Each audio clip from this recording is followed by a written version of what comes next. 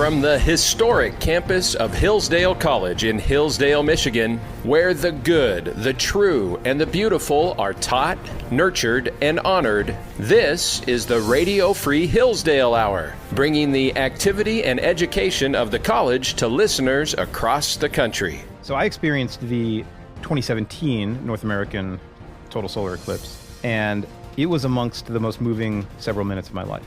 If you're in totality, you get this brief, up to about 4-minute period of time where the sun is entirely blocked by the moon, and you can look at it. This is your host, Scot Bertram. Welcome to the Radio Free Hillsdale Hour, part of the Hillsdale College Podcast Network. That was Dr. Timothy Dolch, Associate Professor of Physics at Hillsdale College. He will prepare us for the upcoming solar eclipse on Monday. Dr. Dolch, thanks so much for joining us. Thanks for having me, Scott. And we bring our resident astronomer in to discuss the upcoming, depending on when you're listening, but upcoming total eclipse of the sun, which is happening Monday, April 8th in the afternoon hours across the U.S. So we spend some time today talking about what it is and how people can watch and what kind of research can be done. That's very big for you, I know. So start with the definition. Tell people, what is a solar eclipse? How often do they happen, and how often does one like this one on Monday happen? An eclipse in general is when some celestial object blocks another one. And in the case of a solar eclipse, it's when the moon blocks the sun. And the moon is always casting a shadow from the sun, just as the Earth is. But it's one of those moments when the Earth passes into that shadow cast by the moon. And those happen actually every several years. But the moon casts a fairly small shadow, so you have to be in the right place at the right time. So in North America, this is the last total solar eclipse until 2044. And there is a total solar eclipse, for example, in 2026, but it's out in the middle of the Atlantic. It hits Iceland. So as far as being in a populated area, there's this fairly narrow path of totality, and that's that region where you're actually in this shadow. And it stretches through Ohio and Indiana and goes all the way down to Texas. And these eclipses happen because the moon's orbit around the Earth and the Earth's orbit about the sun are not exactly aligned. Right. So every orbit is going to trace out a plane. And so those planes are tilted a little bit with respect to each other.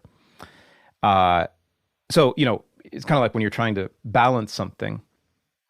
You have that level and you get really frustrated. Oh, I'm so close, but that bubble's just moving a little bit off. You've got the objects in the solar system are roughly orbiting the sun in the same plane, but not exactly. And Earth, Moon, Sun all have to be lined up in a row for these to happen. In the case of a total solar eclipse, you have the sun and then the moon and then the Earth, because we're in the moon's shadow for a total solar eclipse. For a lunar eclipse, it's the other way. It's the sun, the Earth, and the moon, and the Earth's shadow is what the moon moves into. But either one of those alignments, you have to think about that third dimension, right, the tilt of those planes. So it's not so often in any particular place that alignment happens just right. So you mentioned this path of totality, which is across Texas and through some of the Midwest. There are maps everywhere. People can take a look and see what that is. What does that mean? What will it be like for people inside that path? Right. So I experienced the 2017 North American total solar eclipse, and it was amongst the most moving several minutes of my life. If you're in totality, you get this brief, up to about 4-minute period of time where the sun is entirely blocked by the moon, and you can look at it and you see stars in the middle of the day. You see the animals just before that going to bed and things like that. And you see the sun's corona, this streaming, wispy plasma feature that surrounds the sun. That's always there, but you just can't see it. So it's quite astounding. Now, if you're not in that narrow path of totality, which we won't be here in Michigan this time, you can still see a partial eclipse. And so that's where the moon partially blocks the sun, and the sun will look like some sort of crescent. Mm-hmm. Now, I can say already, and I'll say this several times as we talk, you never want to look at the sun directly. And especially here in Michigan, we will be in that partial eclipse zone, and people are going to be tempted. Right. There's not going to be that time of totality where it's safe to look at the sun. So the best ways are a pinhole camera, or if you have eclipse glasses, which are made so that you can look directly at the sun, those are okay, if they are ISO approved. Right. And they're basically the equivalent of welding glass, if they're that strong. I think there's a lot out there that won't be, though, so you have to be careful with that. So, and even if you're in the path of totality in Ohio or Indiana or wherever the case may be, you still have to be very, very careful, because during that few minutes, yes, you can look at the sun, but you can get so excited about it that you're looking at the sun, and then totality ends, and then you might have a crescent burnt into your retina. I actually know someone that happened to. So even if you're in totality, you have to be incredibly careful. Take us through, you said you experienced a total eclipse back in 2017. Those stages, as it's occurring, what do you experience? Right. So totality itself is just several minutes, but leading up to that, you have several hours where the moon is gradually passing in front of the sun. And so you see over this few hours a gradual darkening. It's like dusk is coming in the middle of the day. And just before totality and just after, you get that beautiful diamond ring phase. And I actually went down to Kentucky with some Hillsdale students in 2017 as part of a research project. And we got some beautiful images of that diamond ring phase. And as you approach that diamond ring phase, you can actually see, if you have a telescope with a good solar shield, as we did, you can see prominences and features on the surface of the sun. And you can even see some ripples, which is the mountains on the moon that are not, perfectly blocking it circularly, which is amazing. So you get that diamond ring just before and just after totality. One of the things that can happen in that diamond ring phase is a phenomenon called shadow bands, which is where if you look at a white surface, if you're, the weather is good and clear, there's no clouds, in that diamond ring phase, the sun is almost a point object. And what happens is that the sun starts twinkling. And if you look at a white surface, I happen to be looking at a pickup truck, you see these alternating bright and dark bands moving across the surface. It's a really fascinating phenomenon. So you get to totality, and then the moon gradually moves out of line from the sun, and so then it's like morning again in the middle of the day. So that lasts a few hours on each side of totality. And then totality itself is generally around just a couple minutes, maybe 4 minutes, right? Correct.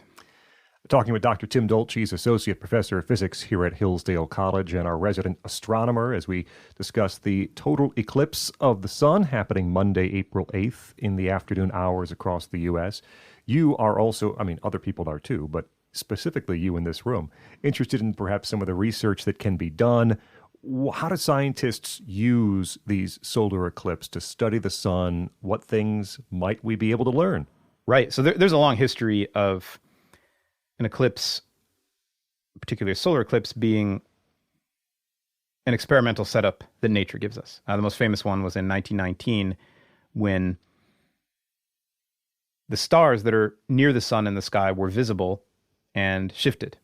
And that was actually the great demonstration that Einstein's theory of general relativity was true. That's what catapulted Einstein to international fame, because he predicted that the sun would actually lens the light from stars behind it if his theory was true. In this total solar eclipse, there's a lot of groups doing some interesting science. One of them, our Hillsdale physics students and I are involved in, and we've actually built a radio telescope in Ohio in the eclipse path. And what we're doing is that we're doing several things. these radio antennas actually form a radio image of the sun. So the problem with eclipse chasing is the weather, right? You need that clear sky, not just being free of rain, but you need no clouds, or it's really going to be a disappointment. So what we have ready as, well, you could say kind of a consolation prize is an online viewer that shows a radio image of the sun, and you can see it actually dim and brighten again. Now, the radio sun doesn't get totally eclipsed because some of the radio emission comes from that corona surrounding it. But you can still see that, hey, something has passed in front of it, and the intensity is dipped. So that's exciting. With the colleagues we're working with, we're also using this radio telescope to study the Earth's ionosphere, which is the charged part of our atmosphere. And you can imagine that goes haywire during a total solar eclipse. Usually our atmosphere is being bombarded by the sun's X-ray and UV, and so you get electrons that are knocked off of their atoms. So you get electrical charge in our atmosphere. That's the ionosphere. But there's this region, which is actually larger than the totality path, that just turns off during a total solar eclipse. And there's some interesting properties of both this charged layer and of some of the wind patterns that happen, the turbulence in the ionosphere that we can study. And so that's what we're doing. And this telescope, which is called DLITE, it means Deployable Low Band Ionosphere and Transient Experiment, but we like to say DLITE. It's delightful. It was built by many Hillsdale students. They have come out to Ohio, and we have an agreement with a county park there that's astronomy focused, and they're really excited about it as well. And the telescope is operating, so check it out online. So what, in your mind, what would constitute a success with this telescope and the day of the solar eclipse? What do you hope to gather, the data, information you hope to gather? Right. So we hope to do that radio image of the sun, for sure.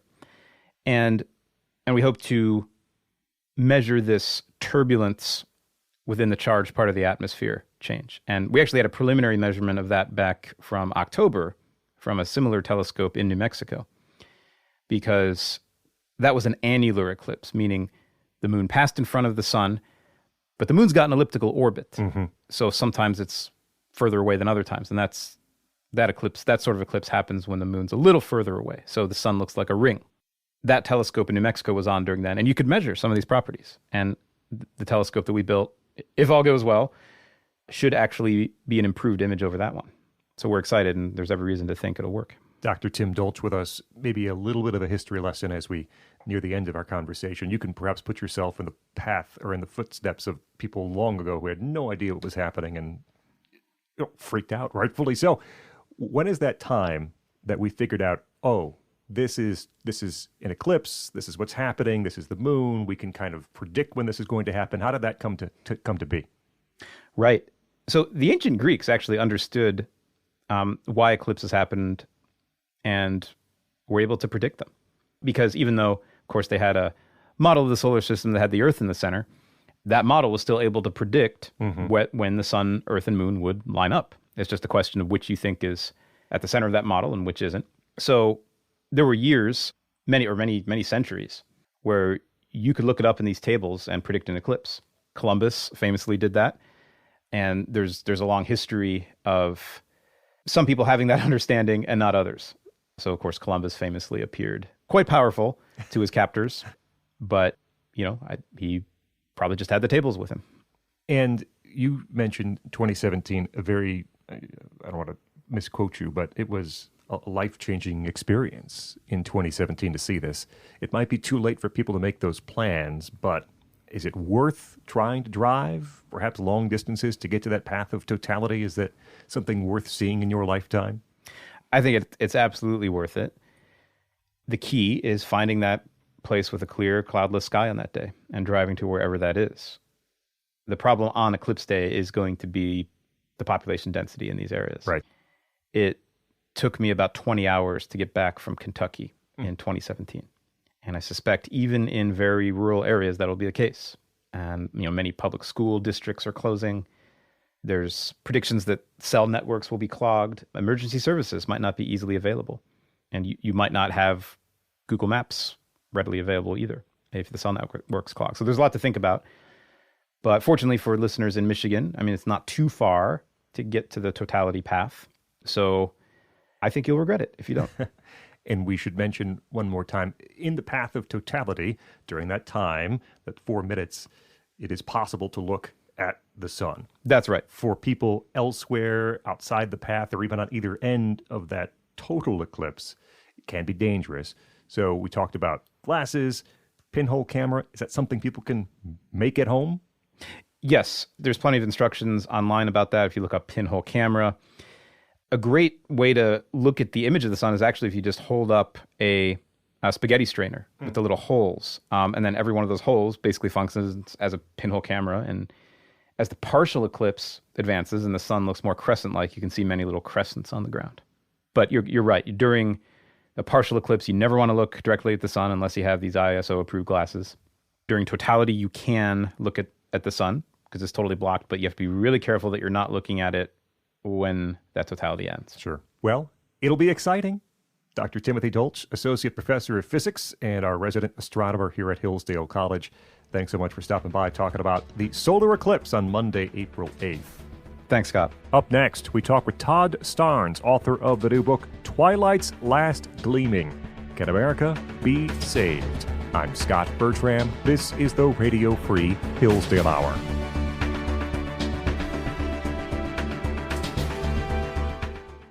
Hey, it's Scot Bertram, and I've got a challenge for you today. Become a better educated American citizen. And to help you do just that, we at Hillsdale College have our free online courses available for all who wish to learn.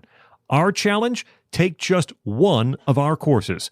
There are so many to choose from. You can discover the beauty of the Bible and the Genesis story, study the writings of C.S. Lewis, or explore the true meaning of America in Constitution 101. We have dozens more to choose from, and all these self-paced free courses feature Hillsdale faculty and scholars, many you've heard on this podcast. So visit hillsdale.edu/course, COURSE,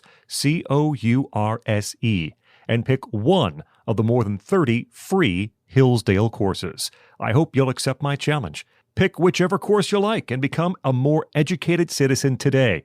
Go to hillsdale.edu/course, COURSE. That's hillsdale.edu/course.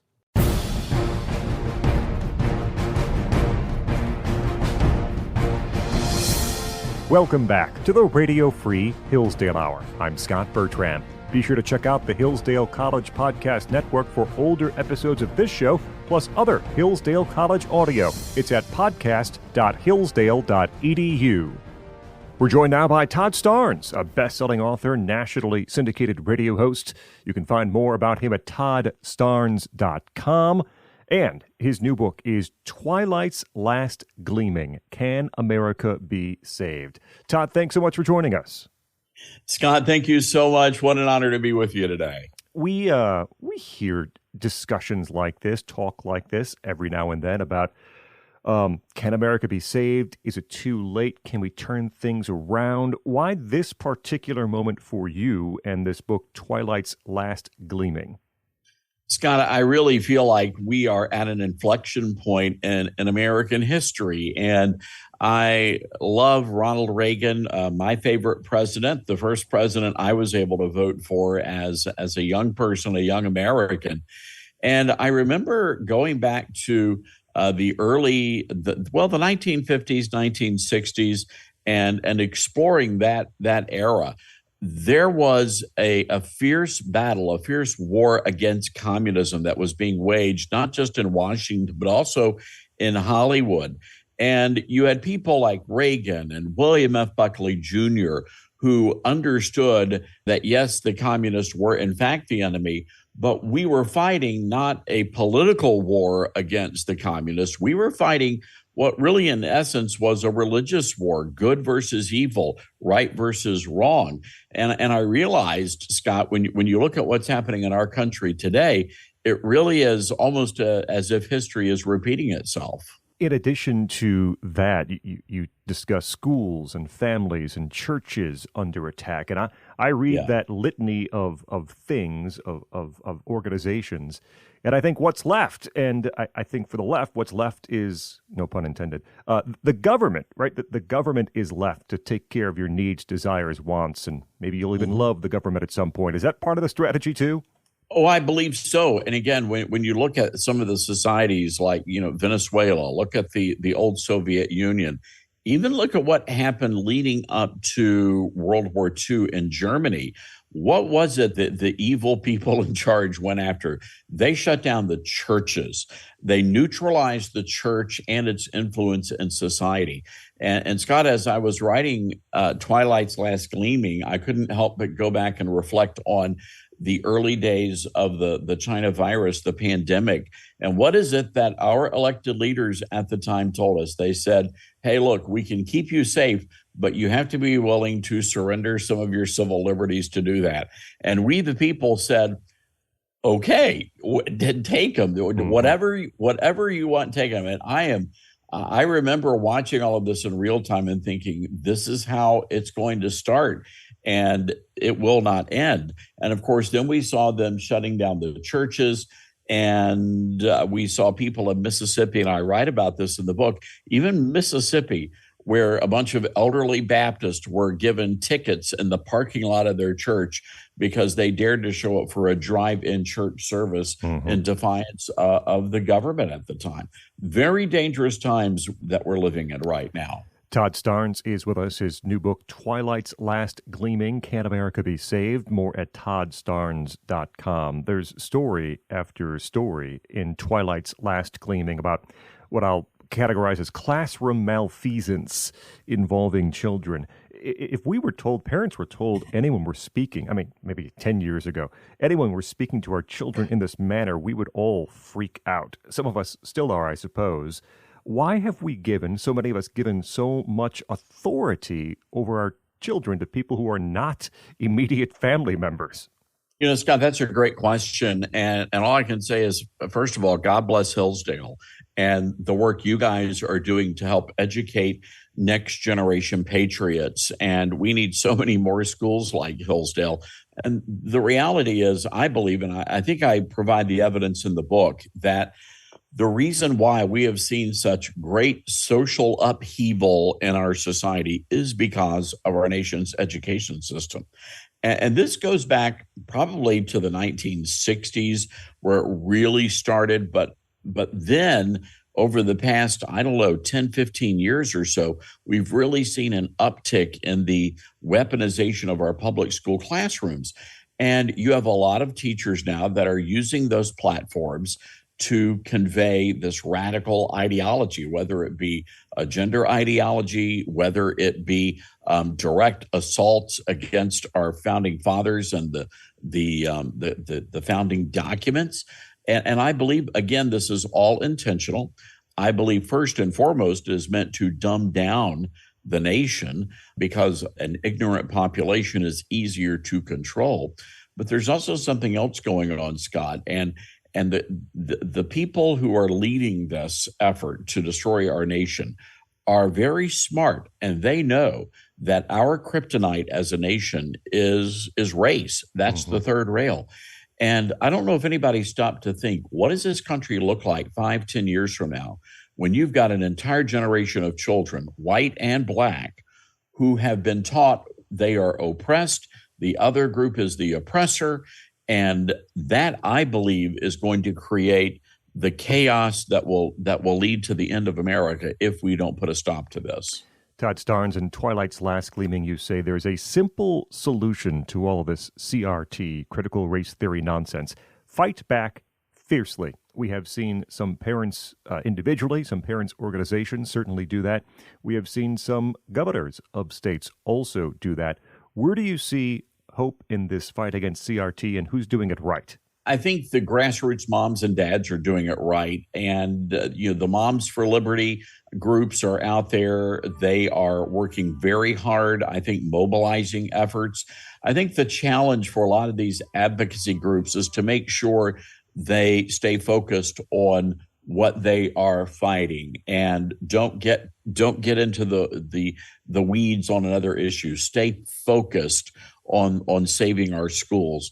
You know, Scott, I have so many people that call and they want to be on the radio show, and it's pretty much the same line. I feel like I've been called to run for Congress and I want to come on the radio show.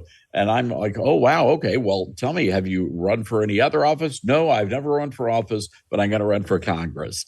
And my thought, and I talk about this in the book, okay, well, why not run for school board? Because I truly believe that if we're going to change Washington, it's going to have to happen locally first and organically grow, and the change will happen there and eventually change Washington. But I would much rather see good, solid conservatives and constitutionalists running for positions locally, like the local school board and the textbooks committees. Mm-hmm. Todd Starnes, Twilight's Last Gleaming is the book. Can America Be Saved? Todd, the book is fun and it's funny, and there are crazy stories, of course. There's opportunities to laugh. There are invented narratives in places. It's a fun book to read, but I imagine you have heard this perhaps in a corner or two, and that's, oh, man, you're asking a question, can America be saved? Is this time for humor? Is this time to laugh? Why do you think that's an important part of perhaps even dealing with and understanding what we're facing? I not only think that it is important, I think it is necessary. Scott, there are so many people that call into my national radio show, and they are really suffering from anxiety, and I get it. We are really dealing with a lot of big problems in our country right now. And it's easy for people to get dismayed, get discouraged. You feel like you want to jump off of a cliff. I get it. But the reality is that we do have to have hope. And, I grew up and this is sort of a weird kind of a thing, Scott, but I loved reading books that were written by people like Art Buchwald and Molly Ivins. They were liberal, but they were funny. And I just love the writing style. And I've looked for years for that on our side of the ledger. And so when I set out to write this book, and I've done this in some of my previous books, I really try to emulate that writing style, but from a conservative viewpoint. So you just gave me the best endorsement of all that the book was funny. So thank you for that. Todd, you tell this story, this anecdote about an interview you had with a country music star, I think about a decade ago or so, and the odd response to some of your fun, your jokes, and this leads you to a discussion about culture creep. Some of these identities of the left popping up in places where you might not expect it. What should we be watching out for? Yeah, so I'm from the South. I was born and raised in Memphis, Tennessee, and we pretty much are known for our barbecue around Memphis, our dry rub barbecue. And so I got a call from one of my family members who was just so upset and horrified. And the reason why is they went to the local rib joint, and they discovered that there was something called dry rub tofu on the menu. And I'm like, I'm on the first flight back to Memphis. So I get on Delta and I come back and I write this chapter. It's called Dixie's Done Gone Woke. And it really is sort of funny when you step back and you realize, wow, there's this culture creep. And I describe culture creep like kudzu in the South. And that kudzu vine, which is, by the way, not an indigenous species to America. It was brought here. Mm-hmm. And the problem is when kudzu grows, it covers everything and it kills everything it touches, just like liberalism does. And I think I try to illustrate that in a pretty humorous way by showing some examples of how that's happened in the southern states. At the end of Twilight's Last Gleaming by Todd Starnes, the question in the subhead is addressed, can America be saved? You ask, will we have the courage to step back from the abyss to be the shining city on a hill? Is the courage the big question? I mean, we talk about tactics and maneuvers and all this, but is the main question in your mind whether or not we have the courage to do so? I think so. And, we've been conditioned over the years to be quiet, to stay silent. It was back in 2015 when I first started noticing the Pew Research polling on free speech. And I was concerned at the time that the number was like 40% of millennials at the time felt like there should be some limitations placed on free speech. And now you look and you see that those numbers have certainly grown and that there are calls. There was a 60 Minutes episode just recently where the host wondered, okay, well, maybe we should be revisiting the idea of free speech in America. Mm-hmm.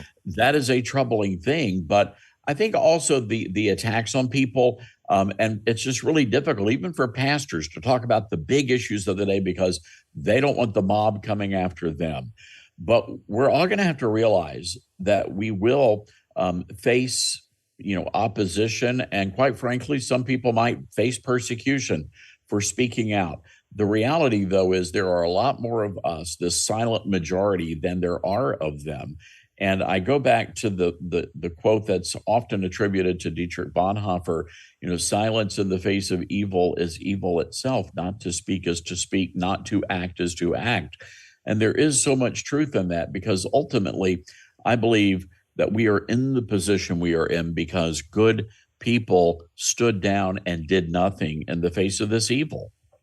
Todd Starnes, the new book is Twilight's Last Gleaming, Can America Be Saved? You can check out his other books and his nationally syndicated radio show and much more over at toddstarnes.com. Todd, thanks so much for joining us here on the Radio Free Hillsdale Hour.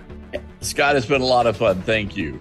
Next, Dwight Lindley from Hillsdale's English department joins us to conclude a series on Charles Dickens. We'll talk A Tale of Two Cities. I'm Scot Bertram. This is the Radio Free Hillsdale Hour.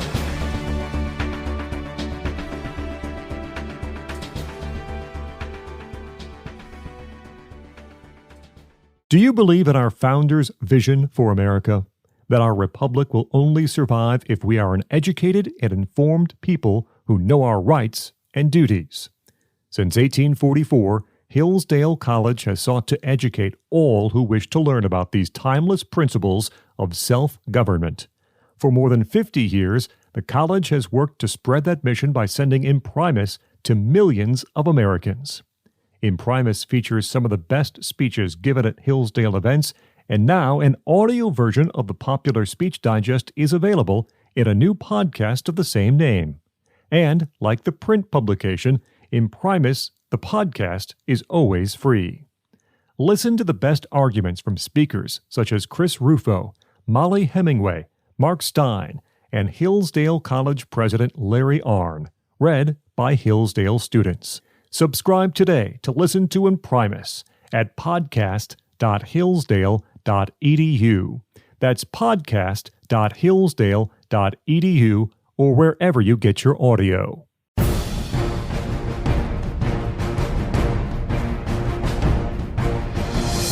Welcome back to the Radio Free Hillsdale Hour. I'm Scot Bertram.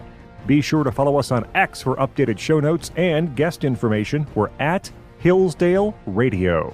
We're joined by Dr. Dwight Lindley. He is Associate Professor of English at Hillsdale College. Dr. Lindley, thanks for joining us. Glad to be here, Scott. Thanks. Concluding our series on Charles Dickens this time, as we discuss A Tale of Two Cities, a novel from which most everyone knows the opening lines. But tell us, well, who should say the opening line? You say, what opening lines? Go ahead. It was the best of times. It was the worst of times. There we go. How is A Tale of Two Cities? Still true, by the way.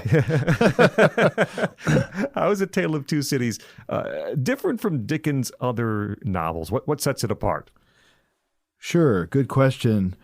Well, one striking way in which this is a different novel than any other Dickens novel is that it's a historical novel. You know, many of his novels are set in the past, so historical in some loose sense. But this is a novel about concrete people and places, many of whom existed. The places definitely existed. It's a French Revolution novel.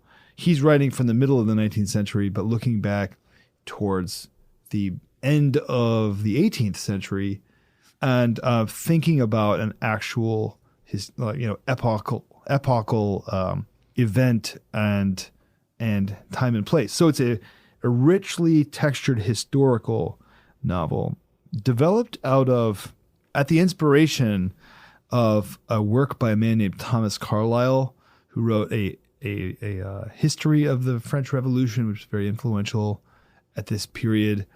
Dickens, reading that, thought, I need to make this into a work of fiction. And so you have this rich historical dimension, and also a reflection on political revolution, which was a relevant theme throughout the 19th century. Anybody who knows anything about 19th century European history knows there were waves of revolutions. There wasn't just the French Revolution in the late 18th century. There were revolutions around the Napoleonic period, early decades of the 19th century in France, and then in the 1840s, different places in Europe. So this is just a revolutionary epoch. Dickens writes this novel in part to think about the roots of revolutionary thinking. So that's a different kind of novel than he had ever written before. And the last thing I would say here, Scott, is that it's also different in that it's unfolding in two different countries. Dickens has a few other novels where he goes to other countries, but this is the one that's really split almost evenly between England and France. And this is something that he announces at the start. It's the best of times, it's the worst of times on the first page of the book. And then he starts going back and forth between English conditions and French conditions and showing how it's the best and the worst in both of those places. And so you got this multinational, two-sided, polar kind of design that he's got. What are some of the major themes we'll encounter as we read A Tale of Two Cities? Well, one is something we've talked about in past segments on Dickens, which is the theme of memory and relation to personal history, and even maybe the traumatic incidents from our history. The novel opens with, one of the first things that it deals with is a man named Dr. Manette, who has been in prison for years in the Bastille, which is, an old prison in the heart of Paris. And he's been imprisoned and gets out after a great deal of suffering, unjust suffering.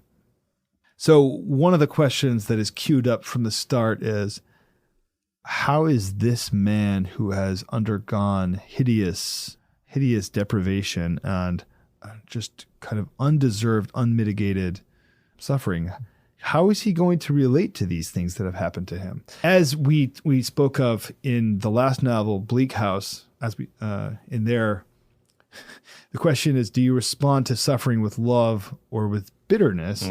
Same thing with memory here. So bad things have happened to you in your life. The basic choice, the two roads diverge. One is, this is going to be a problem that marks me the rest of my life that I can hold against the people who did it, and I can make other people suffer for this too.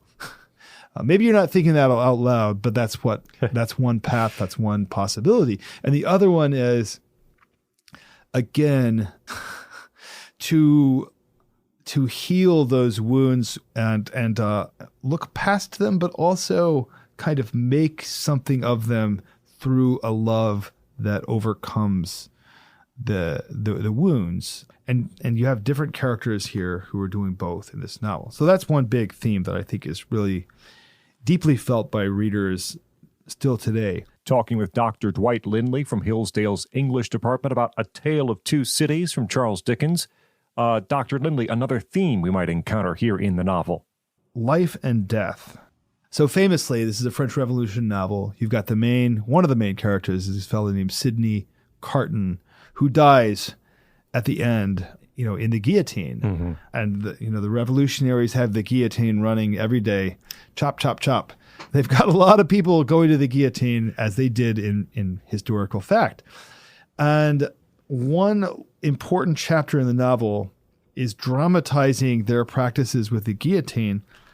And it becomes clear over the course of this that the revolutionaries are trying to bring about justice through violence, and it's a kind of brutal justice and absolute justice, which, of course, just makes things worse in its own way. It's a way of responding to real problems in their society and real social injustices, which Dickens sees straightforwardly, and responding to those with violence and hatred and opposition, and like with the guillotine. And they make it worse, according to Dickens. He contrasts this guillotine way of responding to the injustices and sufferings of your life. He contrasts it with the way of the cross, actually. It says you got the guillotine, which is overturning the response to suffering which we have seen in the cross. You know, the guillotine becomes an emblem of their response to suffering rather than the cross, which is that path of love which overcomes suffering rather than meeting it by creating more. And Dr. Lindley, if we look at perhaps one final theme from A Tale of Two Cities, what do you want to bring to our attention? Resurrection. Okay, so you have this is something that the novel's interested in from the start. I mentioned that fellow Dr. Manette, who is sprung out of prison at the start of the novel. That section of the novel is titled Recalled to Life, because he's somebody who's been functionally dead to the world in a cell, having lost, years and years of his life and hasn't gotten to see his daughter grow up. Well, he's recalled to life, which is to say there's a kind of resurrection for him. He has a new opportunity. So that's the first place that this theme of resurrection comes up. There are also these guys called resurrectionists in the novel, which is a humorous, colorful way of describing guys who dig up dead bodies.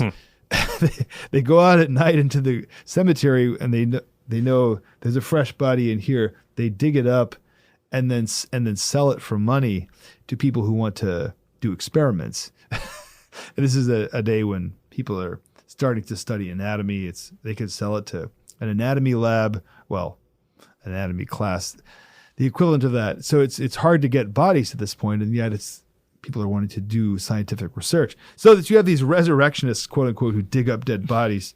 That's a sort of cartoonish and in fact kind of dark, morally problematic sort of resurrection, which plays off against these kind of real, more straightforward and better versions.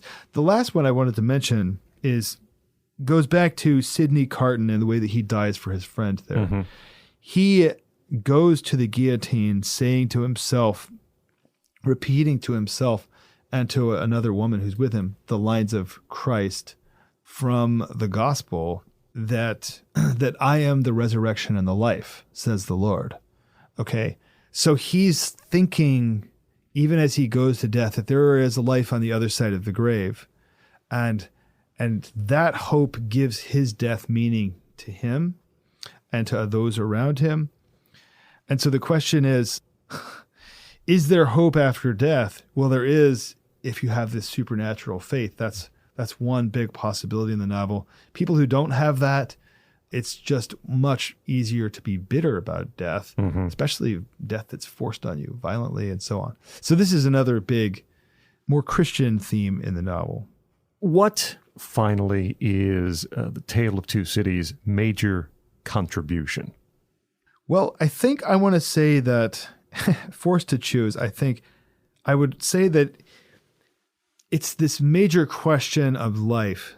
How does one accept, let's say, both the good and the evil of life? Let me talk about the good for just 1 second first, and then come back to the, what do you do with evil and suffering? This fellow, Dr. Manette, from the start of the novel that I mentioned, he gets rescued from the Bastille, and the rest of his life flows out from that. One of the strange things about him is that he feels the need to pay back every good thing that is done for him, which is to say, he doesn't want to be in anybody's debt. he can't let the good things that have been done to him just be gratuitous and unmerited. He's got to pay it back. But that's impossible, actually. With any really good thing, it's actually impossible to pay it back. You didn't deserve it, even. And so, and his effort at paying it back only makes it worse. It stands out as an impossible task. Whereas there are other characters who just accept and are grateful for the good where they find it, realize that I didn't do anything for this. I don't deserve this. So can you accept the gratuity of goodness? This is one question of life. And then the other thing is, what about evil? Can you forgive the evil that's done to you? Or do you return it with equal and opposite malice and bitterness? It's a similar related question. What do you do with the good? What do you do with the evil? So that question, that basic question about what do you do with what has been, how do you respond to what has been done to you, with you, for you in your life, both good and evil, stands out really clearly in this novel. And it really presents in moving fashion the quality of my responses to these things defines my life as either comedy or tragedy. And, two roads diverge. It's really clear and I think compelling to us. Dr. Dwight Lindley, Associate Professor of English at Hillsdale College, as we conclude our series on Charles Dickens with A Tale of Two Cities. Dr. Lindley, thanks for joining us here on the Radio Free Hillsdale Hour.